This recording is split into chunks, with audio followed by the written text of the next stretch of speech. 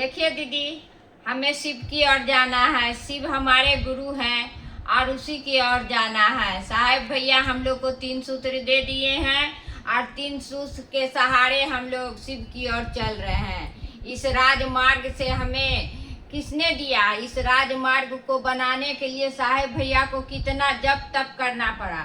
हम लोग को तो घर बैठे मिल गया है दीदी, जैसे पका पकाया खाना मिल जाता है ना, और वैसे हम लोग को मिल गया। भैया साहेब को 3 सूत्र को लाने में वो कितना लहूलुहान हुए और कितना परेशानी से लाए। अपना बोलते हैं ना, अपना घर में एगो छेद भी हो जाता है तो उसको रात में ही भरना शुरू कर देते हैं। और कहीं रोड पर कुछ भी टूट फूट जाए तो क्या उसका हम मरम्मत कराने जाते हैं। उसी प्रकार शिव को अपना गुरु बनाइए। अपना गुरु बना लीजिएगा तब ना उसमें दर्द रहेगा, परवाह रहेगा, प्रेम रहेगा। जैसे बेटा आपका अपना है, पति आपका अपना है, परिवार आपका अपना है, तो कितना ख्याल रखते हैं कि नहीं। अभी बच्चा आने का ही सूचना ही मिला कि बेटा आ रहा है, लोग क्या क्या नहीं पका के रख रहे हैं कि बेटा मेरा आ रहा है। महादेव के लिए भी वैसा ही कुछ सोचिए दीदी, क्योंकि महादेव मेरे अपने गुरु है। उसे अपना बनाइए, अपना बना के चलिए, तब देखिए वो महादेव आप पे कितना दया बरसाएंगे और पल प्रतिपल दया बरसाते हैं। साहेब भैया तो हम लोग को ऐसा 3 सूत्र दे करके डायरेक्ट शिव से मिला दिए हैं। कैसे तार जोड़ते हैं, पलक लगाते हैं, बॉल बढ़ जाता है, उसी प्रकार 3 सूत्र का कनेक्शन हम लोग को मिल गया है। अब मिल करके महादेव से चल जाते हैं, महादेव के पास मिल जाते हैं, बात कर लेते हैं। कहते हैं अगर जो ऊंचा चढ़ाई 5 महला 6 महला 10 महला पे चढ़ना है तो कैसे चढ़िएगा? दम फूलेगा चढ़ने में। दम फूलती है ना दीदी, दम फूलती है चढ़ने में। ऊंचाई चढ़िएगा तो नीचे भले उतर जाइएगा, लेकिन शिव को गुरु बनाए हम लोग तो उल्टा रोटेशन करना पड़ता है। पहले शिव जीव बना, फिर उसी जीव को अब शिव बनना है दीदी। शिव बनने में चढ़ाई चढ़ना पड़ेगा, ऊपर जाना होगा। ऊपर कैसे चढ़िएगा? दम तो फूलेगा ही फूलेगा चढ़ने में। इसलिए दीदी ऊपर चढ़ना है, 10 महला पे जाना है, 11 महला पे जाना है, बहुत ऊंचा शिखर पे जाना है। तो दीदी लिफ्ट मैन से दोस्ती कर न लीजिए। लिफ्ट मैन आपको डायरेक्ट ऊपर पहुंचा देंगे। कहीं जाते हैं फ्लैट ऊंचा ऊंचा रहता है तो लिफ्ट पे चढ़ के चल जाते हैं ना, उसी प्रकार लिफ्ट मैन से दोस्ती कर लीजिए, डायरेक्ट शिव तक चल जाएंगे। तो हम लोग को साहेब भैया लिफ्ट मैन है, हम लोग को साहेब तक जाने, महादेव तक जाने का रास्ता दे दिए हैं, रास्ता से पहुंचा देते हैं, डायरेक्ट कनेक्शन जोड़ दिए हैं, हम लोग को डायरेक्ट शिव का शिष्य बना दिए हैं। एक मच्छंदर नाथ थे, महादेव का ही शिष्य, और उसके शिष्य हुए गोरखनाथ।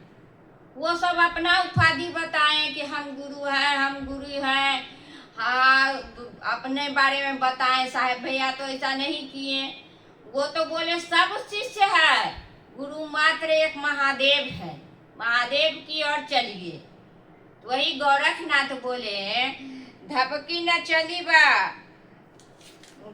हबकी न चली बा, धपकी न बोली बा, धीरे धरी बा पाँव, गर्भ न करी बाद, धीरे धरी बा। मतलब गर्भ नहीं करना है, धबक धबक के नहीं चलना है दीदी, हबक हबक के भी नहीं बोलना है, धीरे धीरे चलना है, धीरे धीरे बोलना है, गर्भ नहीं करना है दीदी। गर्भ कर करके क्या कीजिएगा? शिव हमारे गुरु है तो शिव सिखाते हैं, शिव को झुकना बताते हैं शिष्य को। साधु का लक्षण है झुकना, शिव की ओर चलना। साधु का लक्षण नहीं है कि गर्व कीजिएगा। गर्व करके क्या कीजिएगा दीदी? कहीं नहीं जा सकिएगा, कुछ नहीं कर सकिएगा, गर्व में ही भुला के रह जाइएगा। इसलिए शिव का शिष्य मच्छंदर नाथ का शिष्य गोरखनाथ का कथन है, धबक धबक के नहीं चलना है, हबक हबक के नहीं बोलना है और गर्व नहीं करना है, धीरे धीरे हरि बापा। धीरे धीरे हम लोग को चलना है दीदी महादेव की ओर, सहज सहज से चलना है। कोई इसमें झमेला नहीं है दीदी, कोई इसमें उलझन नहीं है। हम लोग महादेव की ओर जा रहे हैं, पल प्रतिपल महादेव अपने ओर लेके चल रहे हैं। शिव हमारे हृदय में बसे हुए हैं, शिव हमारे रोम रोम में बसे हैं। कहते हैं ना, मेरे मन में भी शिव, मेरे तन में भी शिव, मेरे मन में भी शिव, मेरे तन में भी शिव, रोम रोम में समाया शिव का नाम रे, सांसों में शिव का ही नाम रे, मेरे सांसों में शिव का ही नाम रे। क्या है दीदी, मेरी जिंदगी में महादेव नहीं होते तो कुछ नहीं होता दीदी। महादेव आज है तो मेरी जिंदगी है और चल रही है। तो मेरे रोम रोम में महादेव समाये हुए हैं, कण कण में समाये हुए हैं। उठती हूँ तो महादेव, सोती हूँ तो महादेव, महादेव महादेव करते ही जीवन निकल जाता है दीदी। कैसे समय गुजर जाता है पता ही नहीं चलता है। हमारे महादेव तो ऐसे हैं कि जो अपने शिष्य का तलाश करते हैं। शिष्य का तलाश ही न किया था। आरोनी जब उसका गुरु बोले कि जाओ, खेत का मेड़ नहीं टूटनी चाहिए, बारिश हो रही थी तो खेत का मेड़ टूट जाएगी तो अनाज कैसे होगा। गुरुकुल में पहले खेती ही कर करके बालक लोग को खिलाया जाता था, तो मेड़ टूट जाती, पानी सब बह जाती तो अनाज कहाँ से होता। इसलिए गुरु ने बोले कि जाओ देखो, मेड़ नहीं टूटना चाहिए।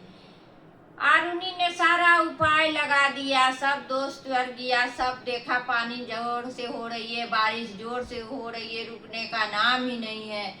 सब शिष्य चला गया, लेकिन एक आरुनी ही खड़ा रहा अपना गुरु के आदेश पे। आदेश का पालन करते ही रहा, अपना शरीर को लिटा दिया, मेड़ बना दिया और उसे जमीन पे लिटा दिया। अब तो सब शिष्य चले आए।